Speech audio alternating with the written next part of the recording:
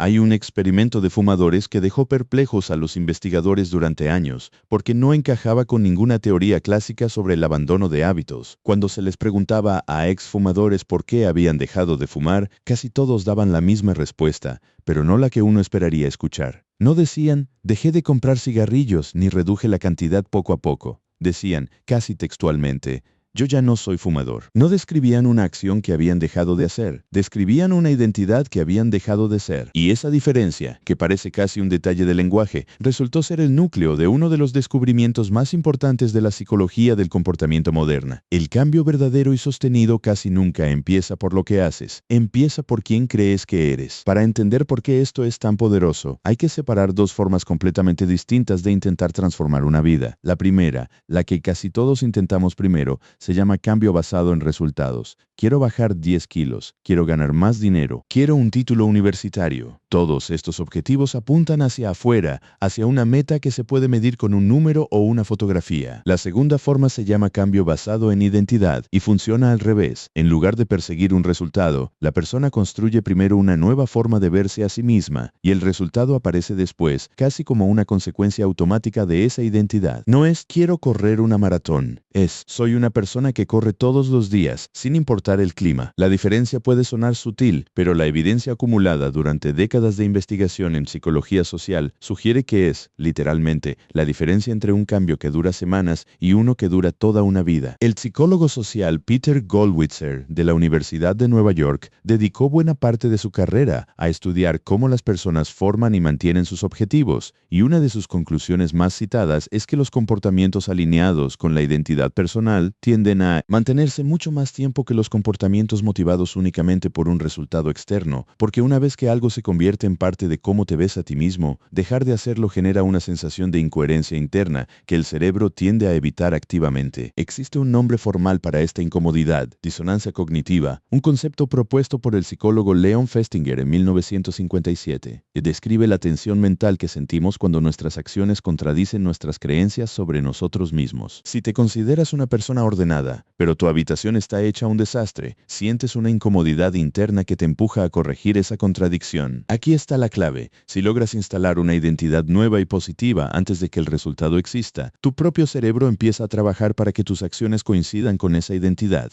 en lugar de que tú tengas que forzar cada acción por pura voluntad. Vale la pena detenerse en el aspecto mental, porque es el terreno donde se libra la batalla más importante de cualquier cambio real, mucho antes de que se note nada en el cuerpo o en cualquier otro ámbito visible. La mente humana funciona como un sistema de predicción constante que compara cada situación nueva contra un modelo interno de quién eres. Ese modelo, que los psicólogos llaman autoconcepto, determina gran parte de tus decisiones diarias, incluso las que crees tomar de forma completamente libre. Un estudio ampliamente citado de la psicóloga Hazel Marcus introdujo el concepto de los posibles yos, las versiones futuras de ti mismo que tu mente puede imaginar. Las personas que logran cambios sostenidos no son necesariamente las que tienen más disciplina en el sentido tradicional, son las que lograron construir una imagen mental clara y creíble de la persona que quieren llegar a ser, y empezaron a actuar, aunque fuera de forma imperfecta, como si esa persona ya existiera. Esto conecta con algo fascinante sobre cómo el cerebro procesa la palabra yo. Investigaciones de neurociencia cognitiva, como las del investigador Matthew Lieberman de la Universidad de California en Los Ángeles, han observado que cuando una persona piensa en afirmaciones relacionadas con su propia identidad, se activan regiones específicas de la corteza prefrontal medial. Esto no significa que basta con repetir frases frente al espejo para transformar tu vida. Sería una simplificación exagerada, pero sí sugiere que la forma en la que hablas contigo mismo, el lenguaje interno que usas para describir quién eres, tiene un peso medible en cómo tu cerebro organiza tus decisiones futuras. Ahora, llevemos esto al terreno físico, porque es donde la mayoría intenta aplicar el cambio de resultados sin darse cuenta de que empieza por el lado equivocado. Cuando alguien decide, voy a hacer ejercicio para verme mejor, ancla toda su motivación a un resultado externo que tarda semanas o meses en manifestarse. Las adaptaciones musculares visibles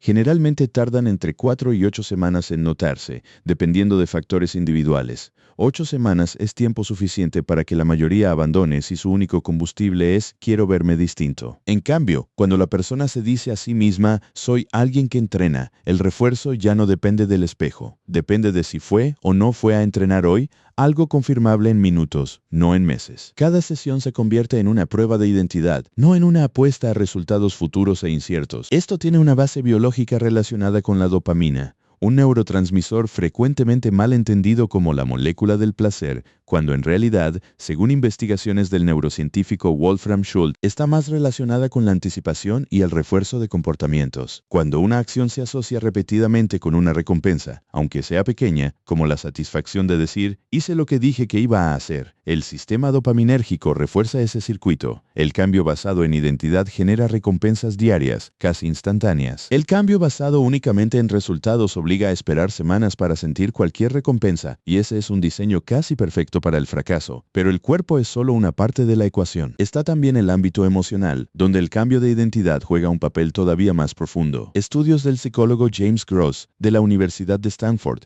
muestran que las personas que se identifican a sí mismas como alguien que responde con calma en lugar de alguien que se enoja fácilmente, tienden a mostrar en situaciones de estrés controlado menor activación fisiológica medida a través de la frecuencia cardíaca y otros indicadores. Esto no elimina el enojo instantáneamente, pero sí cambia, con el tiempo, la velocidad e intensidad con la que ese enojo se convierte en una reacción visible. Hay otro ámbito que suele quedar fuera de las conversaciones típicas sobre superación personal, el social y relacional. Existe un fenómeno documentado en psicología social llamado la profecía autocumplida, investigado experimentalmente por Robert Rosenthal y Leonard Jacobson en un estudio educativo de 1968. Se les dijo a un grupo de maestros que ciertos alumnos, elegidos al azar, tenían un potencial intelectual excepcional. Aunque no había ninguna diferencia real, los maestros empezaron a tratarlos con más paciencia y expectativas positivas. Al final del año, esos alumnos mostraron un rendimiento académico medible mayor que sus compañeros. Si esto ocurre cuando otra persona cree algo distinto sobre ti, imagina el poder que tiene cuando ese cambio de expectativa viene de ti mismo, dirigido hacia ti mismo, todos los días. El ámbito intelectual y profesional responde a esta misma lógica. Carol Dweck, psicóloga de Stanford, desarrolló el concepto de mentalidad de crecimiento, en contraste con la mentalidad fija.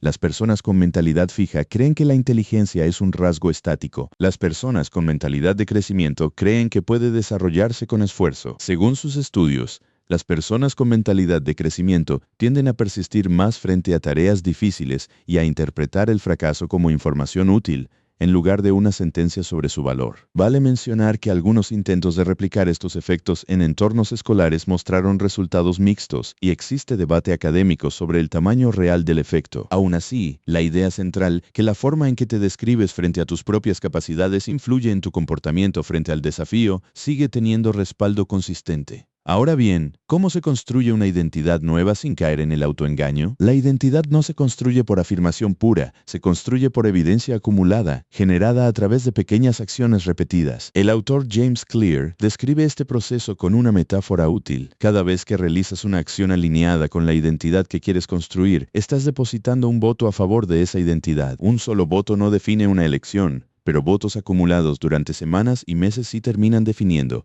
con evidencia real, quién eres. Esto explica por qué los cambios que empiezan por metas gigantescas suelen colapsar tan rápido. Cuando alguien se propone una transformación completa de la noche a la mañana, en lo físico, lo mental, lo profesional y lo emocional al mismo tiempo, está pidiéndole a su identidad que cambie de forma instantánea, sin evidencia acumulada que la respalde. El cerebro, fiel a su tendencia a mantener coherencia interna, rechaza ese salto brusco casi de inmediato. Las transformaciones que sí se sostienen, según estudios longitudinales sobre cambio de comportamiento, casi siempre avanzan de forma incremental, hasta que un día, sin haber cruzado ninguna línea dramática, la persona simplemente ya es distinta a quien era antes. Aquí aparece un dato interesante desde la neurociencia relacionado con la plasticidad del cerebro adulto. Durante buena parte del siglo XX se creía que el cerebro adulto era una estructura básicamente fija. Estudios sobre el hipocampo de taxistas de Londres, realizados por la neurocientífica Eleanor Maguire, cambiaron esa comprensión.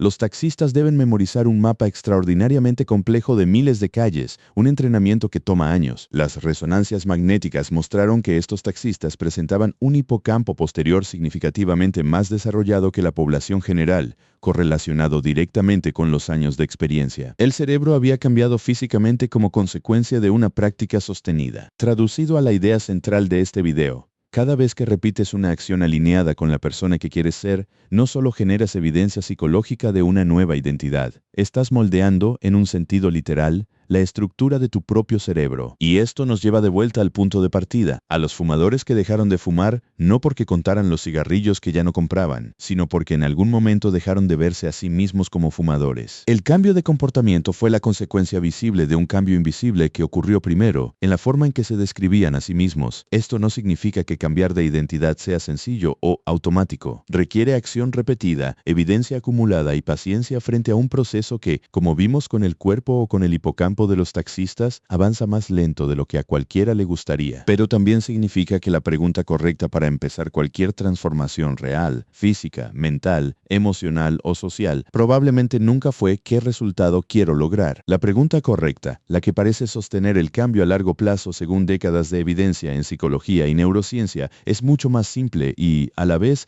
mucho más incómoda de responder con honestidad. ¿En quién me estoy convirtiendo con cada pequeña acción que hago hoy, sin importar cuán insignificante parezca?